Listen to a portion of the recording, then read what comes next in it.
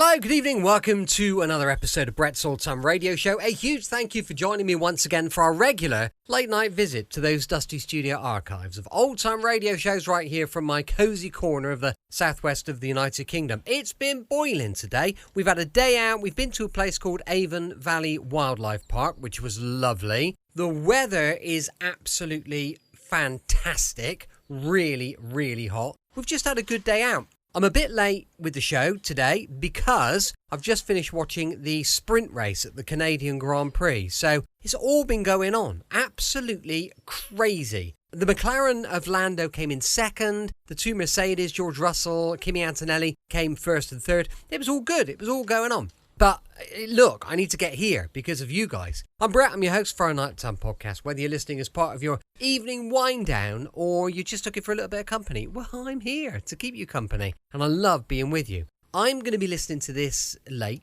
in bed, so whether or not we're doing the same thing, I don't know. If so, then, well, you know, it's nice to be sharing this in bed with you, which sounds a bit odd, but no, let's not worry about it. Right then, with it being a Saturday, it is...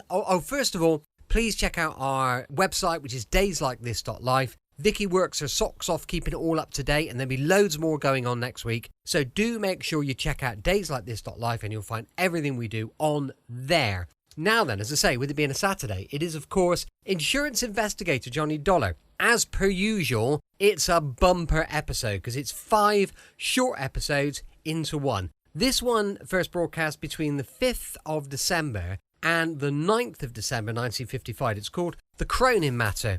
From Hollywood, it's time now for... Johnny Dollar. Joe Parker, Johnny, Surety Mutual. Oh, hi, Joe. What's on your mind? A gorgeous doll named Dolly McLean. Remember? Sure. The Champagne Dream Girl. Yeah. Dancing darling of the roaring 20s. Finally married Barnaby Cronin, didn't she? Right. And for a wedding present, he bought her the Circle of Fire. Oh, yeah. One of the 5 most beautiful necklaces in the world. Diamonds and emeralds. Worth $500,000. It's been lying in a bank vault for the last 10 years since Barnaby died. We carry the insurance. So? She's coming out of seclusion, Johnny, giving a party. Just like the old days, she says. May go on for a week. A last fling. And she's going to wear the Circle of Fire. Uh-oh. Get the picture? Gallons of champagne, everything mixed up, crazy.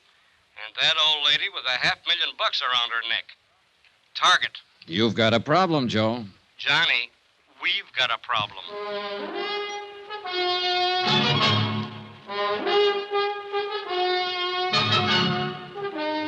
Tonight and every weekday night, Bob Bailey in the transcribed adventures of the man with the action-packed expense account, America's fabulous freelance insurance investigator. Yours truly, Johnny Dollar.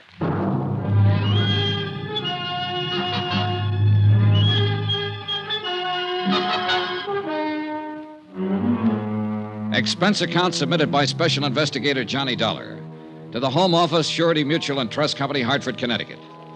The following is an accounting of my expenditures during investigation of the Cronin Matter.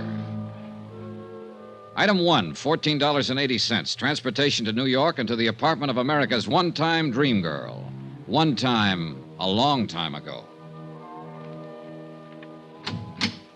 How do you do? I'm Johnny Dollar. I believe Mrs. Cronin is expecting me. I'm Mrs. Cronin, and yes, I am expecting you. Won't you come in? Oh, thanks. I did have butlers and maids and such for years, scads of them. But since Barnaby passed away, I've just hibernated, you might say. Oh, in here, Mr. Dollar. Thank you. 10 years now in this same little apartment. As you can see, I've just been living like a little mouse. It looks very comfortable. Oh, I suppose it's comfortable enough, but... Oh, Sylvia, I'd forgotten you were still here. Mm-hmm. But not for long, Mrs. Cronin. Oh, no. Please stay. We'll have some tea or sherry or something as soon as... Oh, you two, do you know each other? No, I'm afraid we don't. Oh, but of course not. How could you? Sylvia, this is Mr. Dollar. Miss Blake. How do you do, Miss Blake? Hello. Mr. Dollar's here to talk to me about, something or other. I'm not quite sure what, as a matter of fact. It won't take but a few minutes. If Miss Blake would excuse us. Sure. Go ahead. Have at it. Well, if you'll come this way, Mr. Dollar. Don't you leave now, Sylvia. Not a chance. I just spotted your bottle of tea. I'll have one or two with soda, if you don't mind. What's so... Oh, I see what you mean. You young people. In here, Mr. Mr. Dollar. You by any chance Johnny Dollar? Yeah, that's right. Why, Miss Blake? Just wondered. Well, here's looking at you.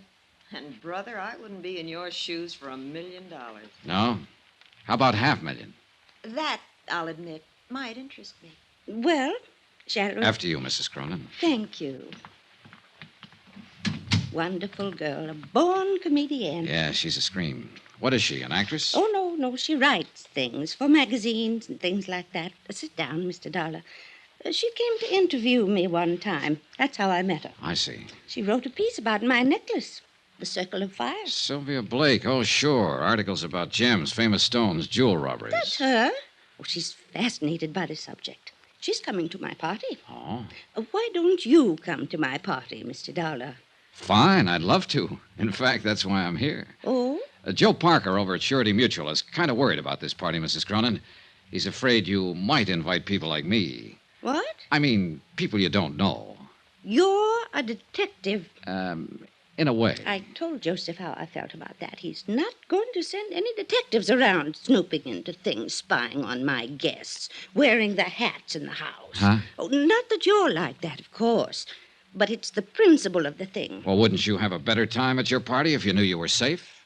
Mr. Dollar, it was at a party that Barnaby gave me the Circle of Fire, our wedding reception. There were over 2,000 guests, 1,000 of them invited.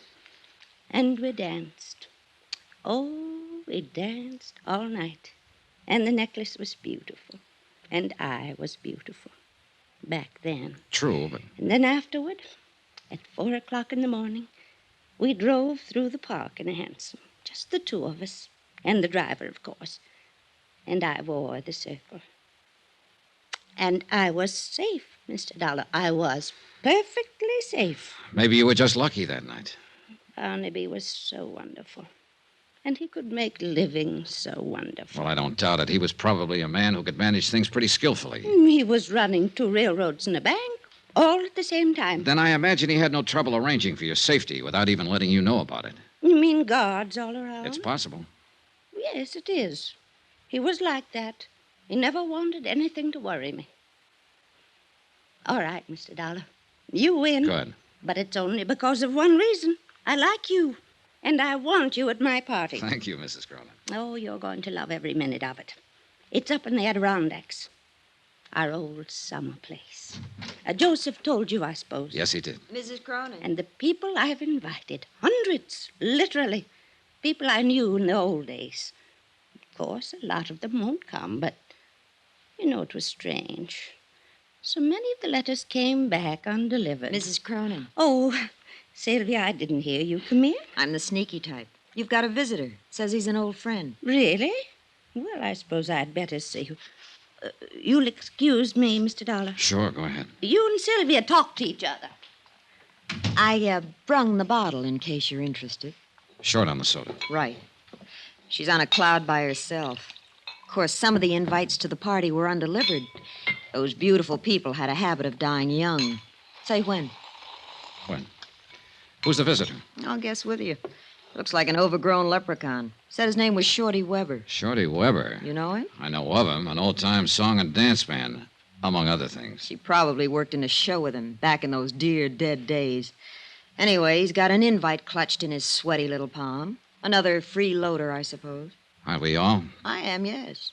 Not you, though. You're working your way. Isn't that what you're doing, one way or another? Meaning? A magazine article, just in case. Written right on the spot. Attempted theft of the Circle of Fire. Clever jewel Why thief. do you say attempted? I'm working my way, remember? Sure, I remember. But it won't be attempted, Johnny. Somebody's going to get that necklace before the weekend is over. I'll bet on it. Would you care to name any names? Pick a name off the guest list. Any name. Suppose I pick Sylvia Blake. You're the detective. You've dug up and written up every big-time jewel theft over the last 50 years. You're bugged on the subject. Obsessed with beautiful gems. Fits my personality. I'm rather beautiful, too, in a brittle and glittering sort of way. Don't you think so, Johnny? I think you work pretty hard at that tough act. Maybe. And I think you'd give your right arm to own that necklace. Going after that would really be going for the big one. Going for broke. And somebody will do it, Johnny. Wait and see. She left a few minutes later with the bottle under her arm and a chip on her shoulder. With the girl gone and the scotch gone, there seemed to be no point in me hanging around any longer. So I went looking for Mrs. Cronin to say goodbye. I didn't find her, but I did find her caller, Shorty Weber. He didn't hear me come into the room. He was too busy. He was hunched over Mrs. Cronin's writing desk, going through her mail. You won't find it there, Shorty. Who's that? Hold it, Shorty. Don't try to reach for it. I wasn't gonna. Honest, I wasn't. Turn around. Put your hands up against the wall. You got me all wrong. I wasn't Okay, gonna relax. do nothing. I was just 38, stub barrel, clip holster. Nice gun. It belongs to a friend of mine. Bad business, Shorty. An ex-con packing a gun. Oh, I guess you're Johnny Dollar. She said you was here. And I know what you're thinking, Mr. Dollar, but you're wrong. Why, Dolly, Mrs. Cronin, she's an old friend of mine. I tried to get her to marry me once, over 30 years ago. A lot can happen in 30 years. Does she know you've served time in prison? Yeah. She thinks I was on tour, Europe and Australia. She never reads a paper or hears anything. Don't tell her, Mr. Dollar. Please don't. You know, it's quite a coincidence, Shorty. It was Jules that time. A big affair in New Orleans. And you were hired as an entertainer. A diamond bracelet, wasn't it? And you were caught cold. It's the only time in my life I ever done anything like that. And I went again. Not, especially not to her. Why, I'm planning to look out for her at this party. That's why I bought the gun. And is that why you were going through her mail there? Yeah. I wanted to see who was coming. I learned things while I was doing time. I know how the word gets around in a big deal like this. There's a lot of wrong guys in this world. No argument, Shorty. Yeah, well, you met her. You know how she is. She's a babe in the woods on something like this. Should my ears be burning, or is it some other babe you mean? Not for me, Dolly. You're the only babe I ever could see. Oh, Shorty, you never give up. Oh, do you two know each other? Not exactly, but we found we had a mutual friend. A certain state prison warden. Oh, how nice. Shorty's always doing benefits at those places. Dolly. Yeah, that was it. He did a benefit there. Oh, well, I'll bet you went over big. Well, you know. You're too modest, Shorty. Why, they loved him, Mrs. Cronin. Hated to let him leave. Yeah. Well, speaking of leaving, I got a shove now. Don't take any wooden nickels. It was crazy and corny and sad. The whole idea. I guess the sadness of it hit me when I was saying goodbye to Mrs. Cronin at the door. The gaiety slipped for a moment, and suddenly she was old and tired. And at the same time, she was a scared little girl. And then she said something strange, and the shivers ran up my back. Do you believe in premonitions, Johnny? Well, I have a hunch now and then. Well, whatever it is, it's the reason I'm doing this. Having this party. One last fling, you might say, before it's too late. Oh, come now. You're still a young woman, Mrs. Cronin. No. I'm old, Johnny. I've been old for years. Since Barnaby died. We loved each other so, but that's not what I mean. I've had this premonition lately. What sort of a premonition? That something awful, something terrible is going to happen to me.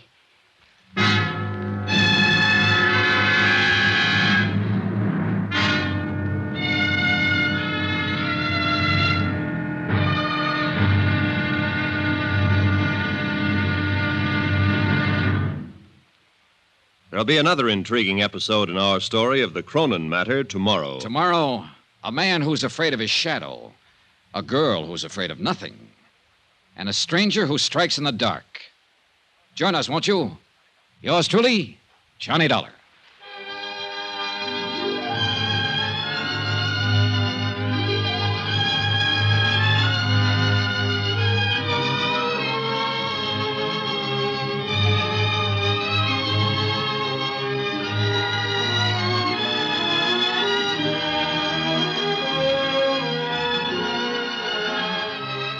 Yours truly, Johnny Dollar, starring Bob Bailey, is transcribed in Hollywood. Written by Les Crutchfield, it is produced and directed by Jack Johnstone. Be sure to join us tomorrow night, same time and station, for the next exciting episode of Yours truly, Johnny Dollar. From Hollywood, it's time now for... Johnny Dollar. Mr. Dollar, this is Jason Prell. Jason I Prell. manage Mrs. Cronin's trust fund. Oh, sure. We haven't met, of course, and I know that I'm overstepping the ordinary bounds of propriety, but I simply have to talk to you immediately, if possible. Well, can't it wait until train time? You're going with us up to a party in the Adirondacks, aren't you? Yes, I am, but it'll be too late then to make very much difference. Well, maybe you could tell me the general idea of what you I want. understand Mrs. Cronin has authorized you to obtain the Circle of Fire from the bank and to keep it in your possession until she wears it at the party. Yeah, that's right. Don't do it. Leave the necklace where it is. Why? It's a long story, Mr. Dollar, and it goes a long way back. The whole thing is a lot more complicated than you realize. Well, I'm beginning to realize it. Just exactly what is it you're worried about? I'm worried about Mrs. Cronin's sanity.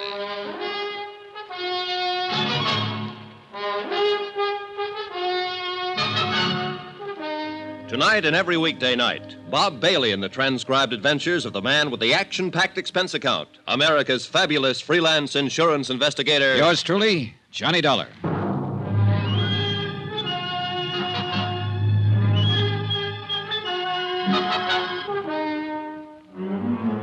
From Special Investigator Johnny Dollar, New York City, to the Home Office Surety Mutual and Trust Company, Hartford, Connecticut. Assignment, the Cronin Matter. Expense account continued. Item 4, $1.80. Taxi to the offices of the Daily Times Courier for a look at the morgue files on Mrs. Cronin. The clipping started with the year 1916, when a bright-eyed, wide-eyed kid named Dolly McLean danced her way out of the chorus lines of a two-bit musical and straight into the limelight of Broadway. One hit show after another, hits just because she was in them. And parties, balls, social affairs. The Dancing Darling. A critic tagged her with a name in her first write-up, and the name stuck. So she danced away the mad, crazy years that followed World War I. And like everybody else, she lived it up. There were rumors of engagements, love affairs, the Baron this, Count that, one after another. Shorty Weber was mentioned a few times. And Jason Prell was in from the beginning, as a promoter, though, a business manager, not as a lover. Her friends were mentioned, hundreds of them. Then Barnaby Cronin came into the file. Boy wonder of the business world, the Golden Prince. Engagement, marriage, and Barnaby's fabulous gift to his new bride, a $500,000 necklace of diamonds and emeralds, the Circle of Fire. Then Barnaby's sudden death, Mrs. Cronin's seclusion. End of file. Expense account item 5, $24.30, transportation, hotel, and incidentals. And a taxi to the railway station to find the special coach Mrs. Cronin had chartered to haul her guests to the Adirondacks and to her roaring 20s weekend party. I purposely got there early, but one of the guests was even earlier. Mr. Dollar, wait.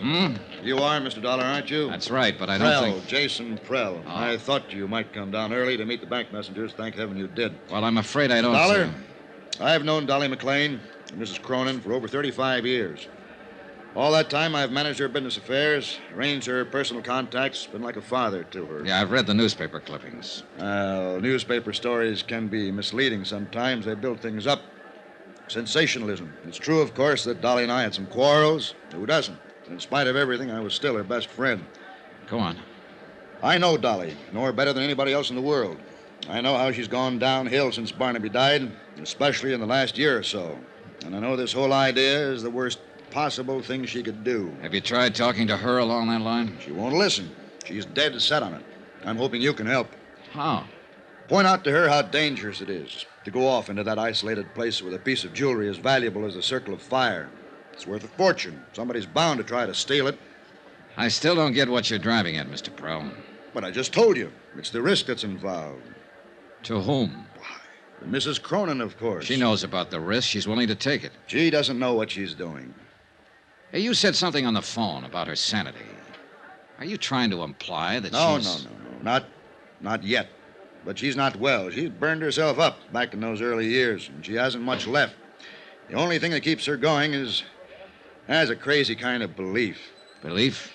Dolly believes in people. So do I, Mr. Pearl. Well, yes, of course. But Dolly's whole thinking hinges on it. All the people she knew back in the heyday, the people she calls her friends, in her book, they can do no wrong.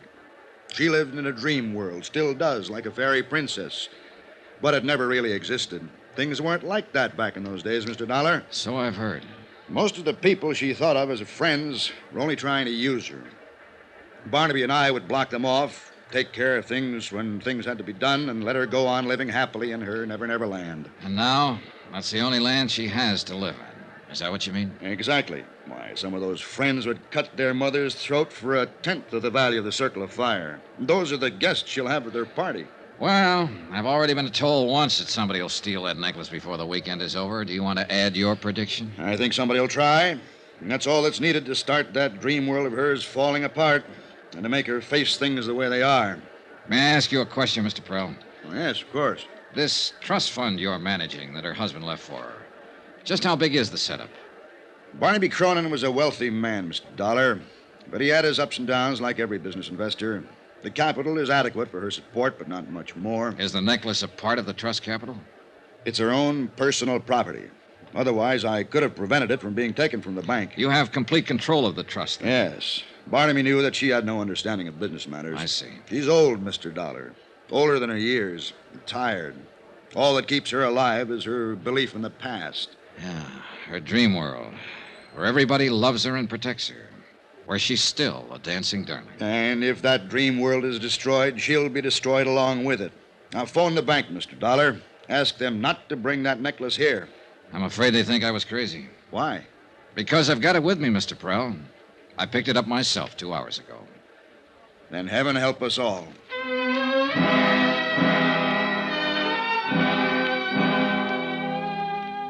The convention coach Mrs. Cronin had chartered for the run to the Adirondacks was arranged with a long aisle of individual staterooms and a main lounge area at one end. It could accommodate 50 people, but when the train pulled out, there were only 6 of us in the coach. 6. Out of the hundreds of friends she'd had in the old days when she was in the big time and on top. And even out of the 6, 3 of us were new acquaintances, people who hadn't known her back when. I was there, of course, because I'd been hired to be there to protect her fabulous necklace. And Sylvia Blake, still playing it tough and cynical, was probably hoping for a magazine article, or hoping for something. But the third newcomer, there was the question mark. Oh, I think this whole thing is just too exciting for words. Don't you think it's too exciting for words? Well, I know who you are, of course. You're Mr. Johnny Dollar, and you're supposed to protect those fabulous jewels. And I'm Laura Dean, and I think we ought to call each other Laura and Johnny, because after all, it's a party, isn't it? Up till now, I was having doubts. You're, obviously not one of Mrs. Cronin's friends from the old days. Oh, no, I just met her back there at the station. You what? Well, I talked to her on the phone, of course. She sent an invitation to my aunt, who was a very dear friend of hers, only they hadn't seen each other for years, and she didn't know my aunt had passed on over a year ago. So I phoned her and told Mrs. Cronin, I mean, and she said for me to come to the party, she'd like to meet me, and I wouldn't have missed it for anything. Yeah, well, Johnny, do you think they'll really have champagne in bathtubs like they used to back in her time? If they do, it'll get awful wet out. There are only 6 of us to drink it. Oh, gosh, I don't see how you can call 6 people a party. Well, the thing is, we'll all be in there trying hard. Now you're joking me. I'll bet you're fun at a party. Oh, wait till you see the act I do with the lampshade. Who did you say your aunt was? I don't think I said who. When do they start serving the champagne, Johnny? When they see the whites of your eyes. That's cute. I like that. Thanks. Now, about your aunt. Poor old soul. She'd have loved this, too. You ought to hear about some of the parties she and Mrs. Cronin used to go to. Yeah, I imagine. They used to go every place together back in those days. The newspapers called them the Siamese twins. The Simon... Siamese twins. That was just an expression. Fritzie Morell. Is that what you're saying? That you're Fritzie Morell's niece? Sure. Did you know her, Johnny? No, I never met her. Oh, you'd have liked her. She was a lot of fun. Loved to party. Gosh, I thought there'd be more people than this. She kept babbling on, and I listened to her, tried to figure her out. The chatter was smokescreen. Underneath it, she was cool, sharp, and shrewd. I didn't know what she was up to, nor why she was here. But I did know one thing.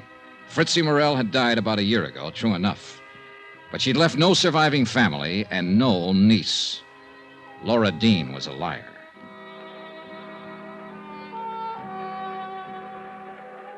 I hadn't seen Mrs. Cronin since we pulled out of the station. She'd greeted us, then gone right to her stateroom and stayed there. And when I saw Jason Prell come hurrying from that direction, I could read the look on his face even before he reached me. Mr. Dollar, please. Mrs. Cronin? Yes, go to her at once. What is it? What's wrong? She was suddenly taken ill, very ill. Hurry.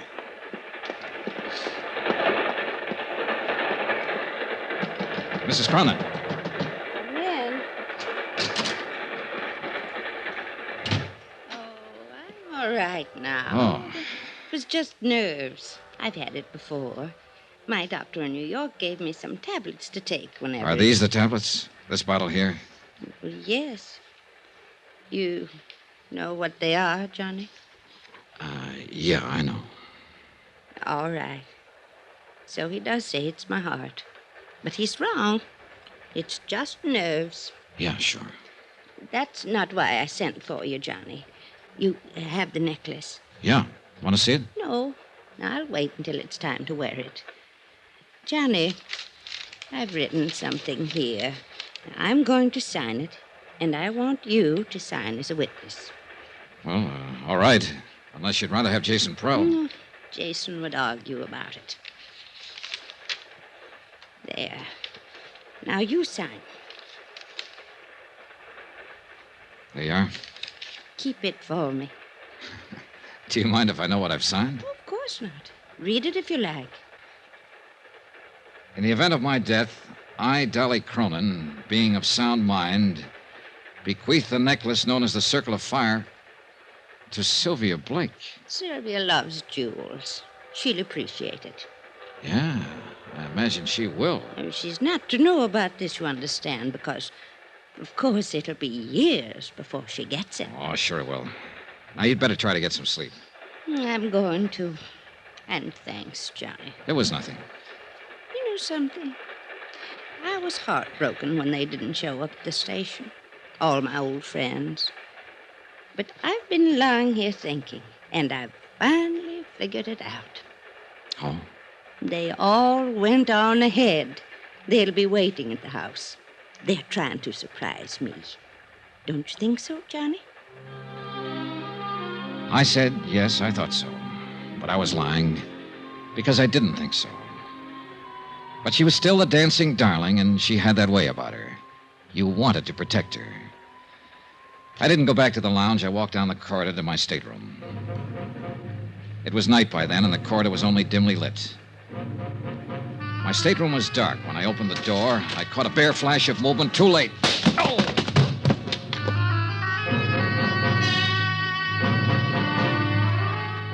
When I came to minutes later, I was lying on my stateroom floor, blood seeping from a cut in my head. I felt in my inside pocket for the bulky leather case that had held the necklace. It was gone.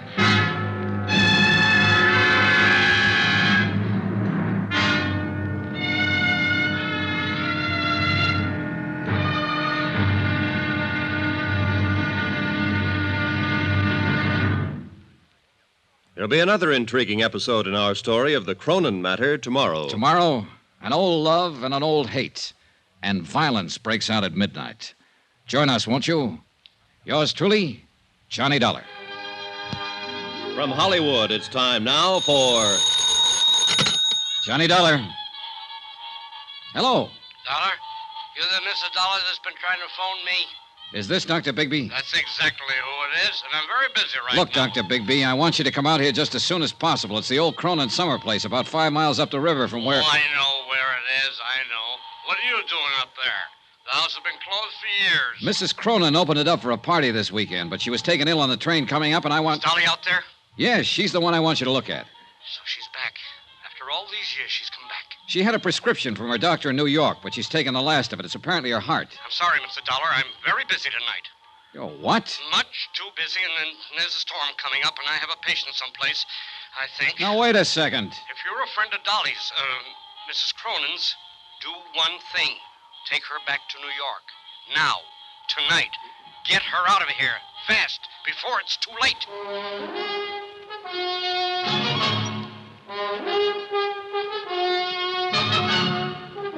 Tonight and every weekday night, Bob Bailey in the transcribed adventures of the man with the action-packed expense account, America's fabulous freelance insurance investigator. Yours truly, Johnny Dollar.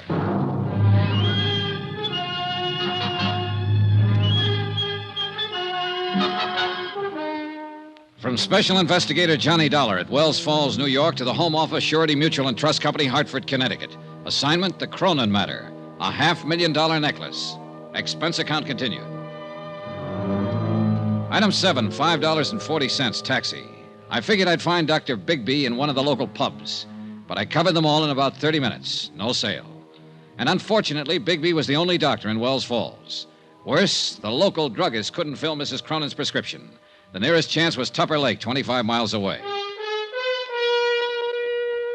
Back out at the Cronin place, I turned the taxi over to Jason Prell, Mrs. Cronin's business advisor, and he took off for Tupper Lake to look for the medicine. Then I went looking for Mrs. Atherton, a village woman who had been housekeeping on the estate since the place was built. I found her in the kitchen. Storm's brewing up, coming out of the mountains. It'll hit us before morning. They always come in the night. I guess you've seen a lot of storms in these hills, Mrs. Atherton. Lived here all my life, never been out of them. It's Miss Atherton, not Mrs. Oh. She's the missus up in the bed, even if she is a widow. Little Dolly, Mrs. Cronin, till death do us part. Did you know Barnaby Cronin, Miss Atherton? Yes, I knew him. Of course I knew him. I worked here. Oh, yes, you were here then. What kind of a man was he? Like any other man. Not according to Dolly, Mrs. Cronin. She apparently worshipped him. Still does, in fact. Dolly's always worshiping something. Everybody was always worshiping her. She had us all dancing to her tune, and without even trying. You knew her back then? She was born and raised here in the village. I thought everybody knew that. No, that's what I missed. Well, we used to work together, waiting tables at the summer hotels around here. That's where Jason Prell saw her. Told her she ought to be on Broadway. She left the town the next week. Didn't come back again till after she and Barnaby was married. And she got him to spend a fortune to build this place for her. Well, I guess he had the fortune to spend. Oh, yes. She married well. Count on Dolly for that. Always got whatever she wanted and never even had to ask. Things were just given to her, always. Yeah, probably so. But she's been pretty generous herself. Like keeping you on here, for instance, when the house has been closed up for years with nobody using it. Oh, she's the dancing darling, all right, right to the end. Well, now, if you'll excuse me... There was something else I wanted to ask you, Miss Atherton. I'm not one to talk ordinarily, but you got me started. Well, this is not about Mrs. Cronin, at least not directly. She was taken ill on the train. I don't think it's serious, but I wanted a doctor to look her over. The only one in the village seems to be a man by the name of Bigby. Bigby? He's the coroner here, but he's not a doctor. No? No, not anymore. Still calls himself one, but he lost his license 10 years ago. He's a drunken sot. Yeah, I kind of figured. But he sobered up fast when I told him on the phone that the patient was Mrs. Cronin. He refused to come out, told me to get her away from here fast, and then he hung up on me. Forget him. He couldn't do her any good. But I'd like to know why he acted that way. Do you happen to know any reason? Bigby is a drunk. Who knows what his reasons are? I thought you might. Better ask him. What difference does it make anyway? He can't help her. Nobody can. What do you mean? She's come back, finally. For the first time in all these years. Took sick on the train. That wasn't any surprise to her. She knew it was going to happen. Well, I guess she halfway knew. She knew. It's like with an animal. When it's hurt or sick and it comes home to die, and that's what she's done. She's come home to die. No, I think you're wrong there, Miss Atherton. I don't think she's anywhere near that sick. Barnaby didn't think so either when he came back here to die. Barnaby died here? Yes, in this very house. A heart attack, it was called. He came up on the afternoon train and... That's strange. It was the same kind of night. A storm like tonight. Strange how things move in patterns. Were you here with him, Miss Atherton? Barnaby died alone. And the doctor? Bigby? Miss Atherton, was the doctor... I'm sorry. I was thinking. The bridges were washed out. Bigby didn't get here till the next morning. Wouldn't have mattered. He couldn't have done anything. Nobody could have. When it's time for a thing to be done, It's done. Nobody can stop it. Nobody. It was a strange evening, ominous and oppressive, with a feel of violence in the air. Even the house itself added to the feeling. Furnished lavishly in a style 30 years forgotten, it seemed garish now, old and tired and lonesome. Like Mrs. Cronin herself, who'd planned a grand party for all her old friends, and instead lay ill and alone in the bedroom upstairs. The Queen gave a party, and nobody came. All dressed up, no place to go. Yeah, gloomy evening. Jason Prell came back from Tupper Lake with the medicine. Miss Atherton served a dinner of sorts, served it in silence, and we were left to our own devices. 5 guests and a mansion built for 100. Prell stayed pretty much to himself.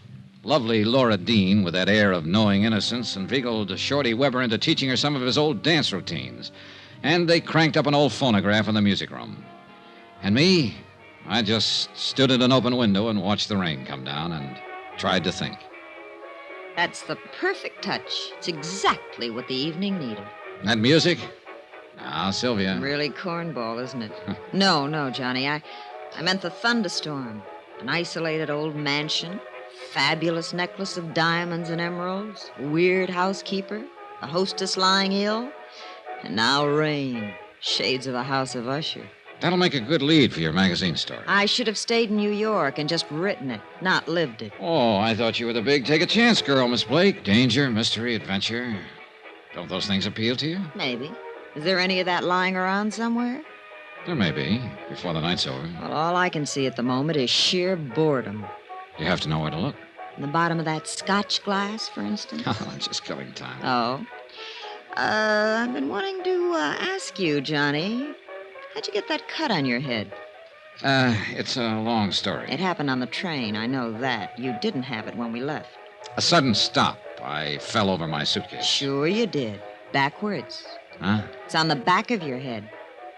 Somebody made a try for it, didn't they? On the train coming up. Well, I don't know what they were trying for. There wasn't time to ask. Maybe they even got it. That's the way you were betting, wasn't it? That it wouldn't be just an attempt. That somebody was going to get it and get away with it. Did they? Is that what happened? Is it gone? All right, just stand there and grin then. Rain. I'm going back to the city tomorrow. You are? Well, don't smother me with your pleading. No, stick around, Sylvia. Things may get better, including the music. You know, in a way, I hope somebody did get the Circle of Fire. Why? What good is that fabulous necklace doing her now, lying up there? She's had everything she ever wanted. Life's been too easy on her. She doesn't deserve it. She ought to lose it. Her life or the necklace? The necklace, of course. You know, for reasons I can't go into, I think you'll be sorry you said that someday. Sorry? Why? She's a woman who's had everything. You're a pretty predator, aren't you? Hurt and afraid. Am I? You feel something big may have passed you by, and you put up that tight, bright front for protection. But inside, you're tied in knots. And what is your recommendation, Doctor? A man, perhaps? That's the usual advice. Now, you said it. I didn't. Well, you're a man, Johnny. Why don't you smooch with me? It'd be a way of passing the evening, killing time. All right. What are you... Johnny, wait! Johnny, why did you do it? Because you wanted me to, and because I wanted to. Adventure, mystery, danger. Who's bored? Who's going back to the city? Those doctors are right.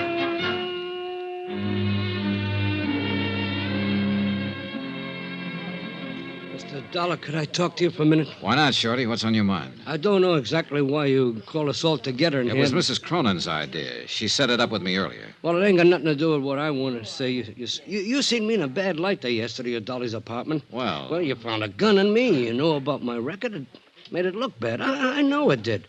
But so help me, Mr. Dollar, everything I told you was the gospel truth. yeah. I'd break my arm before I'd do anything to harm Dolly in the least bit.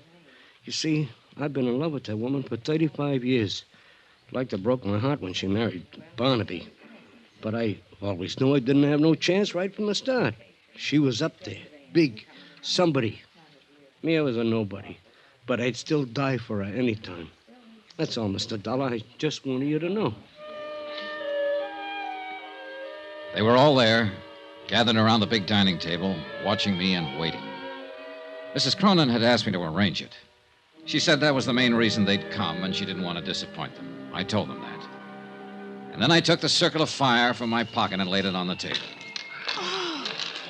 They all reacted in different ways. Laura Dean gave a gasp and her eyes opened wide. And Sylvia... Look at it. Just look at it. Sylvia Blake was fascinated, hypnotized. Yeah, you should have seen it on her back in the old days. It sparkled even twice as much.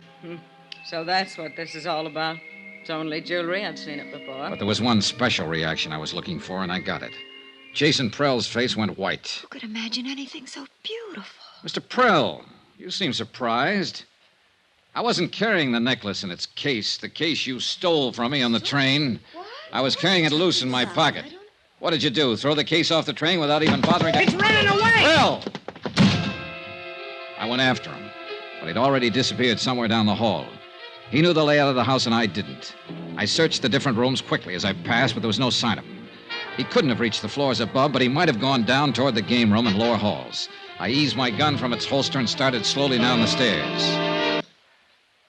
And at that moment, every light in the house went out.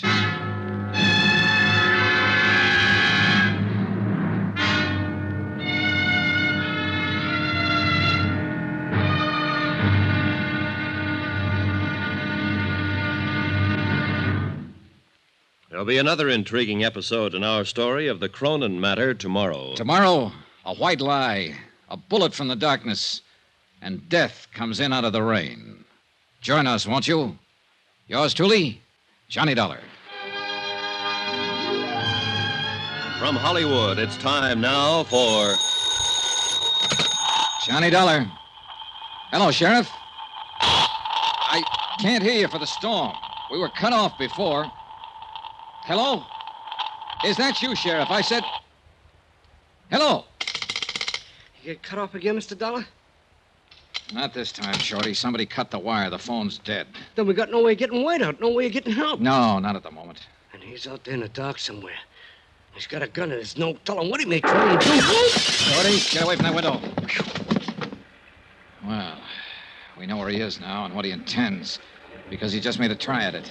What are you going to do about him? Only thing I can do, Shorty, go get him before he gets me.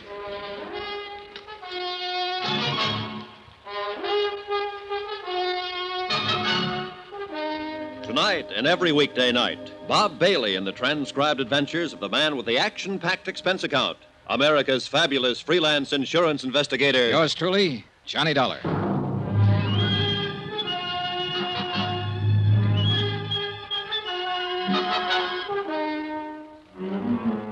From Special Investigator Johnny Dollar at the Cronin Estate, Wells Falls, New York, to the Home Office, Surety Mutual and Trust Company, Hartford, Connecticut. Assignment, the Cronin Matter. Protection of a $500,000 necklace. Expense account continued. Item 10, $135. One tweed sport jacket to be purchased on my return. Both lapels and one shoulder ripped by a bullet. Also one pair of slacks to match. Destroyed a few minutes later in the mud, slush, and underbrush in the grounds of the Cronin place while pursuing a suspect who'd already tried twice to kill me and who made a third go at it when I stepped out of the side door of the house. Shorty, away from the door, quick. Whew, boy, that was close. Yeah, he could see the door opening, but he can't see us, not in this mess. He's desperate. He's shooting blind. Look, Shorty, why don't you go on back in the house? There's no reason for you taking chances like this. You're taking him? With me, it's a job of work. I get paid for it. I told you earlier how I felt about Dolly, I mean. I don't know what Jason Prell's game is, Mr. Dollar, but if it's against her, then I'm against him. I'm staying. All right, it's up to you. Thanks for giving me the gun back. Emergency, that's all. You've got a prison record, Shorty. You know what it means if you're caught with a gun. Yeah, I know. Hey, good. I figured Prell would give himself away if he kept that up. I got him spotted now. Where? At the base of that tall pine, a little to the left. Watch for it, the next flash of lightning. There, yeah, now I see it. I know the one you mean. Then stay here and keep him pinned down. It's a good spot. You've got cover from the wall of the terrace there. What are you going to do? Circle around and come up beside him. Just throw a shot at the base of that pine tree now and then. Keep him tied down. Keep him busy. You got it? Right. And good luck. I left the shelter of the house and started edging through the shrubbery. The undergrowth was a regular jungle. It would have been impossible to slip up on Prell without his hearing if it hadn't been for the storm. Shorty Weber fired now and then at the pine tree. And twice Prell fired in answer. Jason Prell, so-called friend of old Mrs. Cronin, knew I had him tagged. At first, I'd been guessing mainly, but he didn't know it. And he'd lost his head and made the guess prove out. And now he was apparently ready to risk murder or death rather than face a prison term. I was within 30 feet of him. He hadn't heard a sound. He was still firing at Shorty over on the terrace. His back was turned partly toward me. He didn't know I was near, so I leveled my gun. "Get your hands up, Prell. Drop that gun. You're covered." He whirled, peering into the darkness of the bushes, trying to see me. He knew I was close, but he couldn't tell where. He raised his gun, started to turn, and I'm not quite certain what happened next. The light was bad, and I could hardly see him. Whether he stumbled accidentally or what is something I'll never know. All I know is that when I walked over to him, he was dead.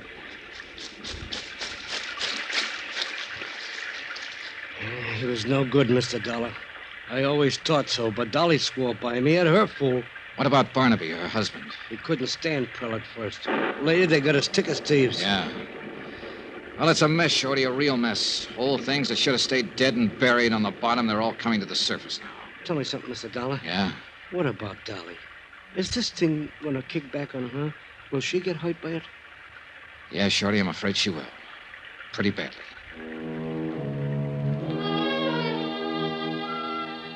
It was deep into the night, edging toward dawn, when I got back to the house. I changed out of my wet clothes, went to the game room, and got Dolly's necklace from under a chair cushion. I'd stuck it there when Prell had pulled the main switch and put the lights out. Then I went upstairs to look in on Dolly Cronin, quietly, just to check. But it didn't work out that way. Johnny, is that you? Yeah. I didn't mean to wake you. Oh, you didn't. I've been awake most of the night. Come on in, Johnny. All right. How are you feeling? Oh, just fine. There's nothing wrong with me. I feel fine. Good. Isn't Laura Dean a nice girl? Huh? Yes, she is. And I'm glad she came. Company for you, Johnny. Oh, yeah. Quite a storm we had, wasn't it? Oh, it was beautiful. All that lightning, wind, and the thunder. Oh, I haven't seen such a beautiful storm since I was little. Johnny, thought I heard shots a while ago. Shots? Outdoors, off toward the woods somewhere. Oh, it might have been lightning, thunder. Sounded like a gun, like somebody shooting. Well, sound plays funny tricks up here in the mountains. I guess so, but... Well, I've been thinking back over the past so much that makes the present a little unreal. I'm afraid the past is about all I have left now. Now, don't be so quick to sell this future of yours short. You've got a lot of years yet, good years. Well, I had a lot of good years. Good friends, good times, a good life. And best of all was Barnaby. You loved him very much, didn't you, Mrs. Cronin? I worshipped him. He was perfect. He never did a wrong thing in his life. Now that he's gone, is the one fine memory I always cling to. Oh, if I didn't have that, well, I just couldn't go on. Well, then let's hope you never lose that memory. Of course, there were other good friends, too, over the years, like Jason Prell. He is so quiet and withdrawn, it takes a long time to get to know him. But he's been such a good friend to me. He's so patient with all this silly ignorance of mine about business problems. Yes, I'm sure he has. I just don't know what I'd do without him. Yeah. Now, don't you think you'd better get some sleep? In a little while. You know, Johnny, it's funny how things work out. In what way? I was born and grew up right here in this village. Yes, your housekeeper, Miss Atherton, told me the two of you were girls together. We were inseparable. Like I said, I grew up here and then I went away.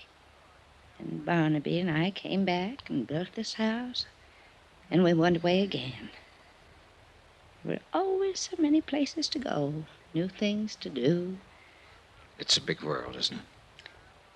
And finally, Barnaby came back for the last time and died here. All alone, poor boy.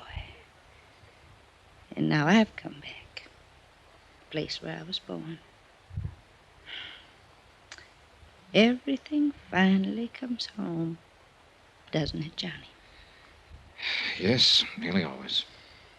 I'm very tired. I think I will sleep now. Be good for you. The necklace, Johnny, do you have it with you? I sure do. Here you are. So beautiful. And so many memories. All so long ago. Put it on me. Will you, Johnny? Of course. Raise up now. Just a little. There. How do I look? Sweet enough to kiss. Well? Nice. You go to sleep now. Yes, sir. I'll only look at the necklace for 1 minute only. Then I'll take my pills and go to sleep. And then I'll dream up a dream. A great big dream. Good night. Dancing, darling. It's been a long time since anyone called me that. A long, long time. Good night, Johnny. And thank you. I left her and went downstairs and rustled myself a pot of coffee.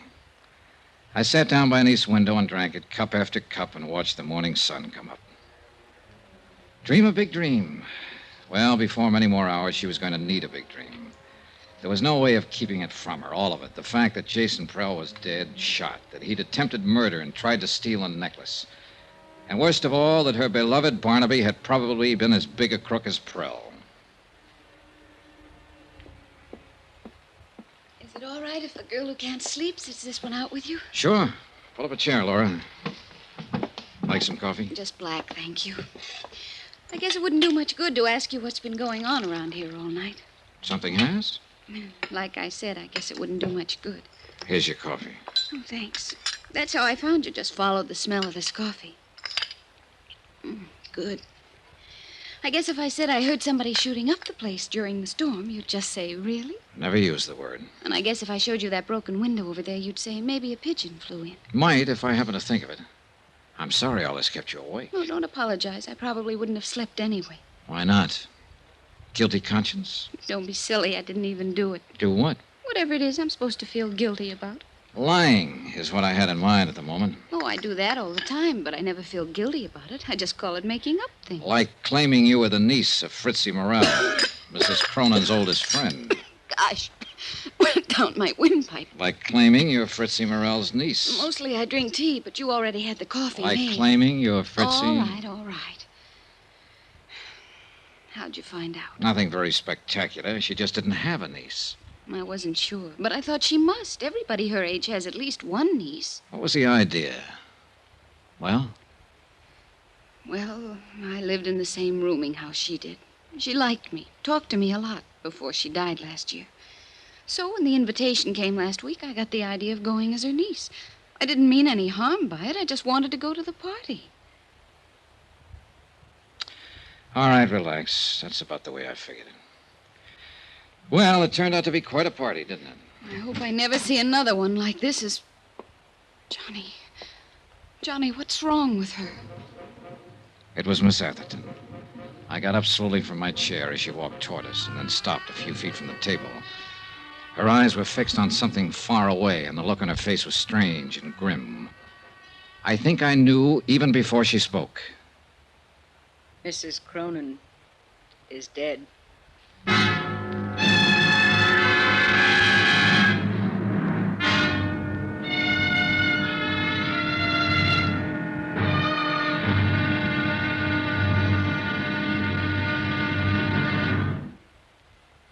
There'll be another intriguing episode in our story of the Cronin Matter tomorrow. Tomorrow, the questions and the answers for the living and the dead. The final payoff. And fate itself plays the last trump. Join us, won't you? Yours truly, Johnny Dollar. From Hollywood, it's time now for Johnny Dollar. Dr. Bigby here. Dr. Bigby, I'm asking you for the second time now to come out to the Cronin place. I told you last night, Mr. Dollar. The circumstances are different now, a lot different. We don't need a doctor. We need a coroner. A coroner? Where are you calling from? The operator told me the phone out there was out of order. It is. I'm at a forestry station a mile down the road. Jason Prell cut the wires last night before he was killed. Jason killed? Shot to death during the storm. So that's how he ended up. It took a long time, but everything finally comes home. Yes, Mrs. Cronin said the same thing an hour or so before she died. Dolly, too. Her heart, Mr. Dollar? In a way, maybe. The dancing darling. Finally at rest.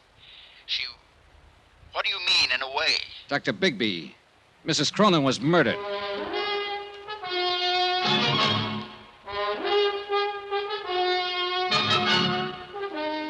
Tonight and every weekday night, Bob Bailey in the transcribed adventures of the man with the action-packed expense account, America's fabulous freelance insurance investigator. Yours truly, Johnny Dollar.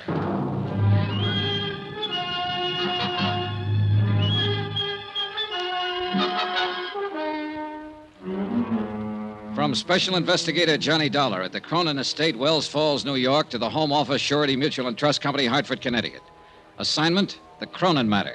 Expense account, final page. Item 13, 10 cents. A half pack of cigarettes I left with a farmer who gave me a lift back from the forestry station. The price of my own feelings at the moment would have been lower. About 8 cents lower, in fact. I brewed another pot of coffee and sat down to wait for Bigby. But this time I laced the coffee with brandy. The sun was up by then, clear of the horizon, bringing a bright new morning and a brand new day. The storm was long over, and the world sparkled and danced. But too much of the night was still with me, and the past still too much alive. And yet, maybe Dolly Cronin was better off. She was a part of that past now, where friends were always true. Every minute of life was even more wonderful than the last one. And where she was still and forever, the dancing darling. Good morning, Johnny. Oh, hi, Sylvia. I'm in the coffee business this morning. How about it? Please. Having yours with cream, I see. Yeah, bad night. Shall I make yours the same way? Right. I had a bad night, too. Thanks. You look real beat, Johnny. Couldn't be any beater. Something pretty terrible happened last night, didn't it? Yes. Jason Prell is dead. Oh. And Dolly Cronin is dead. Oh, no. I loved her, Johnny. I didn't mean what I said last night about life always having been too easy for her, and you were right. It was just being frustrated, tied in knots and covering up. I loved her. She was sweet. Yeah, she was quite a gal. She had something, I don't know. She had love. She loved people, and they loved her in return. Maybe so. Anyway, I guess this belongs to you now. The necklace? The circle of fire? What do you mean it belongs to me? She made a will last night. I witnessed it. She left the necklace to you. I just can't believe it. Johnny, can I put it on? Why not? It's yours. She wanted you to have it. You look good in it. I just can't believe it, Johnny. Well, before you get carried away too far, maybe you'd better brace yourself. Oh, it's not mine after all. Oh, it's yours, all right. But it's not real. What? It's a good copy, worth maybe $400 or $500, but that's all. Well, I don't understand. It's so well known. The circle of fire. It's been written up over and over. Yeah, from old records. But nobody's really examined it for years, since before Barnaby Cronin died. It's been locked up in a bank vault until I took it out. Was there ever a real one? Yes, originally. But it was broken up and disposed of years ago. Jason Prell knew it, was in on the substitution, I suppose. That's why he was so desperate to steal it from me and get rid of it before I found out it was a copy. He knew that if that deal came to light, it would call attention to some of his other activities, worse ones. What do you mean? Prell had complete charge of Mrs. Cronin's estate. He told me it was worth practically nothing.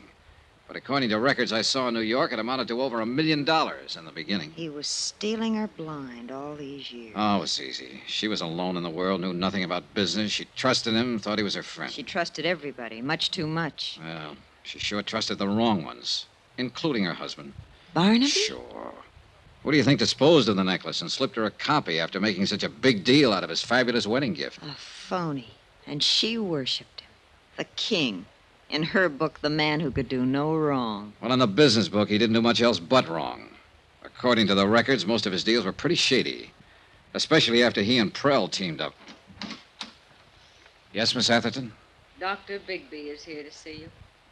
All right, show him in. Mr. Dollar, I wouldn't believe too much of what he says.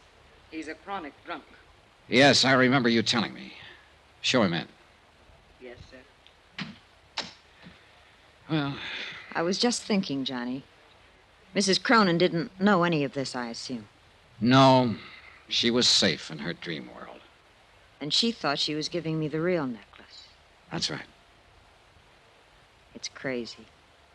And kind of wonderful, isn't it? Just like that, she gave me something she thought was worth $500,000. Just because I was nice to her and liked her. You know something, Johnny? What?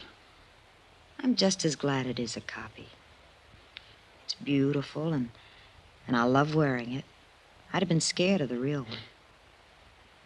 And I'll always remember that, like that dream world of hers, she thought it was real. One more question left, but a big one. The question of murder. And I already had the answer. I was sure of it. And I knew there was nothing I could do about it. Dr. Bigby was a man under 60, but he looked years older, a harried man, tired and worn. He sat down for a moment and we talked. And I began to realize that here was another man who'd been under Dolly Cronin's spell and who was shocked and hurt by her dying. It was a remarkable thing and a difficult one to explain, Mr. Dollar. Like many another, I suppose, I often wondered why I felt the way I did about her. It was a sort of magic she had. Yeah, I know. Even as a girl here in the village, she had that same power and had it without knowing it. Everybody loved her. No, not quite everybody. At least one person didn't. Yes, you mentioned on the phone the word murder. That's right, Dr. Bigby. Who killed her? A man we can't touch because he's already dead. Jason Prell. Well, he's done about everything else, I guess. I wouldn't put it past him. What do you base it on, Mr. Dollar? A bottle of pills. Prell supposedly went to Tupper's Lake last night and got a prescription filled from Mrs. Cronin. She took some of it this morning, an hour and a half before she died. There it is. I'd seen the bottle on the train coming up with a few tablets left on the same prescription. And these are different. Well, you're right on one count, Mr. Dollar. Those aren't what the prescription calls for. What do you mean, one count? I talked to the druggist at Tupper's Lake on the phone last night. He told me about Jason being in. All right, it still stands. He had the prescription filled and then changed the tablets, substituted these. It's possible. Would you happen to know what they are without having them analyzed? I've got a pretty good idea, but I'll wait until I've examined her before I'll say positively. Mr. Dollar, I'd like to explain why I wouldn't come out when you called me last night. Yeah, I wish you would. I'd been drinking. So I gathered. I'd been drinking that other time, too, and I'd made a mistake. I didn't want to make another one. Just what do you mean? When Barnaby Cronin died here, I signed the death certificate. Yes, I know. I hadn't treated him. He was dead when I came out. I called it a heart attack. I was drunk, and I was wrong. Barnaby was poisoned. Go on. I didn't suspect it until later, and then I was afraid to do anything about it. I'd signed that certificate, and I knew it would break me. So I kept still, and I consoled myself with drink. And finally, it broke me. So the same end result was achieved. Look, Dr. Bigby, if Barnaby Cronin was here alone, then how was he poisoned? Alone? He wasn't alone when he died. She was here with him. Mrs. Cronin? Of course not. Why do you think he was always making trips up here, always by himself? I didn't know he was. For years, every week or two, the whole village knew about it. She was here with him that night. She's the one who called me, asked me to protect her good name. She's the one who poisoned him. And now she's had another try with the same poison. But why? Ask her why. Ring for her and ask her. That won't be necessary. Well, I'll go on up and make my examination. Well, Miss Atherton, I'm asking, why? He was planning to break off our relation. He told me that night. She'd finally won. That silly little fool had finally won. But I didn't let her win. I killed him. You're confessing to murder, you know. It doesn't matter now. I've accomplished everything I meant to accomplish. So it was you who changed the tablets in her prescription bottle and substituted the poison. Of course. It was so easy. For once in my life, things were just as easy for me as they'd always been for her. Will you have the sheriff come out, Mr. Dollar? I'd like to make my confession.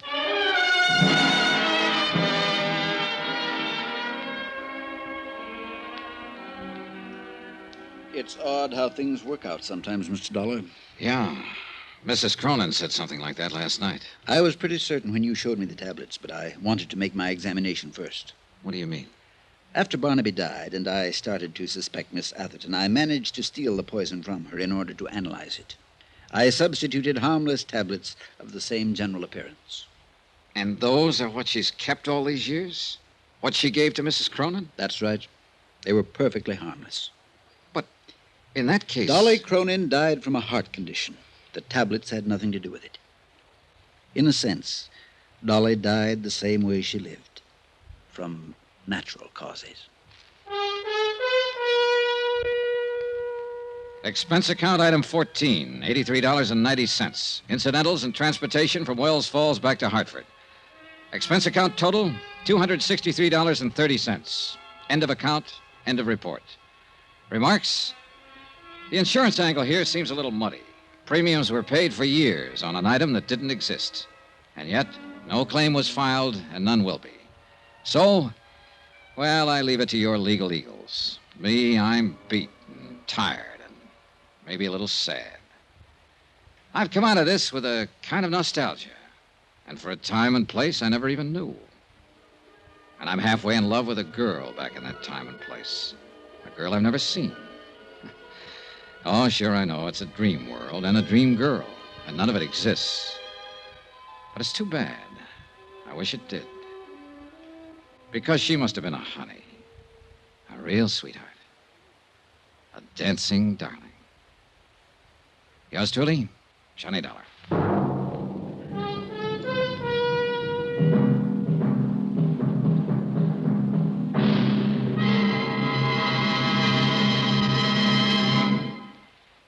Remember, please, there'll be a new exciting story on Johnny Dollar beginning next Monday. Next week, the story of a man worth $50,000 who didn't have a cent to his name.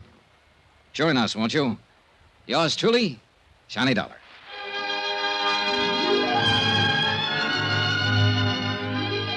Yours truly, Johnny Dollar, starring Bob Bailey, is transcribed in Hollywood. Written by Les Crutchfield, it is produced and directed by Jack Johnstone. Heard in this week's cast were Virginia Gregg, Shirley Mitchell, Vivi Janis, Barbara Fuller, Benny Rubin, John Daner, and Parley Bear. Musical supervision by Amerigo Marino. Be sure to join us on Monday night, same time and station, for another exciting story of yours truly, Johnny Dollar. Roy Rowan speaking.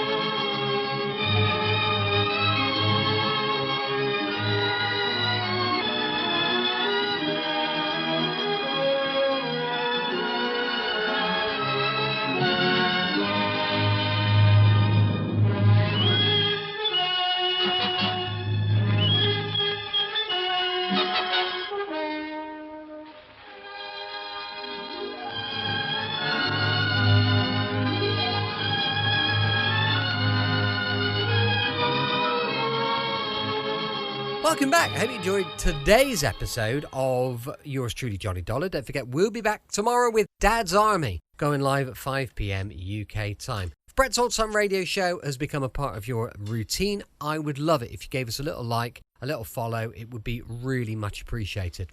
Thanks for listening. I'm here with you 7 days a week, each and every week, and I'll see you tomorrow on Brett's Old Time Radio Show. Love you. Bye.